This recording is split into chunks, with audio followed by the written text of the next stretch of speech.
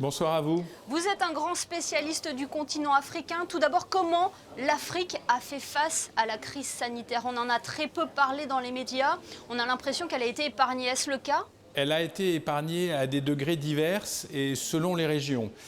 Si vous prenez par exemple les pays du Maghreb, en particulier le Maroc et la Tunisie, sur l'Algérie on a moins d'informations, mais sur le Maroc et la Tunisie on a plus d'informations. Si vous prenez l'Afrique du Sud et peut-être aussi les pays de la zone australe qui sont autour de l'Afrique du Sud, il y a eu un impact assez fort qui est probablement lié au fait que ces pays sont plus fortement connectés pour des raisons ou pour d'autres, au flux de transport de passagers, de biens, etc. Le Maghreb par rapport à l'Europe, l'Afrique du Sud probablement par rapport à l'Asie. Et donc voilà, donc c'est des pays qui ont été assez durement touchés. En Afrique, on a pris des mesures, selon les pays, mais quand même des mesures très tôt, en mars-avril, qui étaient des mesures dures, de lockdown, de confinement. Et donc toutes ces mesures ont permis de freiner les premières vagues. Mais disons que pour le moment, c'est sous contrôle. Et où en est la campagne vaccinale en Afrique? L'Afrique, c'est à peine 2 à 3% des vaccinations. Et le mécanisme COVAX, qui est très imaginatif de la part des Nations Unies, c'est très insuffisant pour vacciner, j'allais dire, entre maintenant et 2022, près d'1 milliard d'Africains à 70-80%. Donc on voit l'ampleur du défi. Et comment se porte l'économie en Afrique actuellement?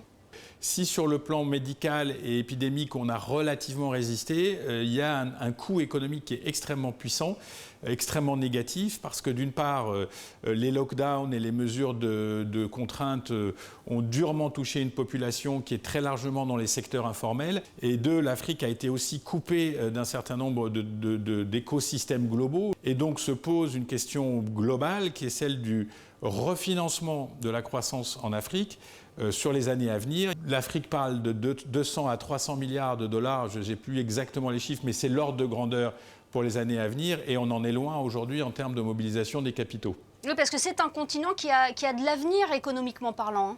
C'est forcément un continent stratégique, il y a forcément des choses à faire, il y a forcément du co-investissement, il y a forcément du développement de partenariats publics-privés et surtout pour l'Europe, c'est une zone naturelle d'expansion. La démographie, elle peut avoir un impact positif, elle a un impact négatif parce qu'elle va forcément imposer des investissements sociaux très lourds pour ces pays qui sont déjà très fragiles, mais elle peut aussi créer ce qu'on appelle le dividende démographique, c'est-à-dire l'émergence d'une classe moyenne nombreuse qui peut consommer de la téléphonie, qui peut consommer des produits agricoles transformés, qui peut consommer de l'habillement, qui peut consommer du transport, qui peut se déplacer, qui peut investir. Donc, dans les deux cas, que ce soit le scénario dur ou le scénario optimiste, de toute façon, ça nous concerne, nous, en tant qu'euro-méditerranéens, parce que c'est notre frontière sud. Vous parlez de l'Europe, mais la Russie et la Chine ont également investi énormément en Afrique. On a l'impression que l'Europe perd un petit peu du terrain.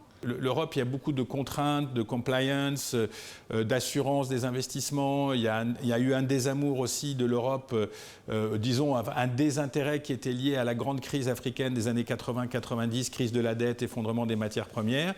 Les Chinois ne se préoccupent pas autant que ça de nos contraintes et ils investissent massivement. Les Chinois sont parfaitement conscients qu'il y a des matières premières dont ils ont besoin, il y a des marchés dont ils ont besoin, ils sont prêts à les développer, ils sont prêts à les financer. Donc l'Afrique est un enjeu. Le problème pour les Africains, c'est de ne pas être uniquement un enjeu, mais d'être les acteurs au moins à 50-50 de cette négociation globale qui tourne autour d'eux. Oui, rester en partie maître de son destin. Voilà, de retrouver une maîtrise de son destin. Est-ce que l'environnement fait aussi partie des enjeux économiques en Afrique? C'est une question cruciale. Aujourd'hui, imaginez que l'Afrique consomme et produise dans 10 ans autant que l'Inde.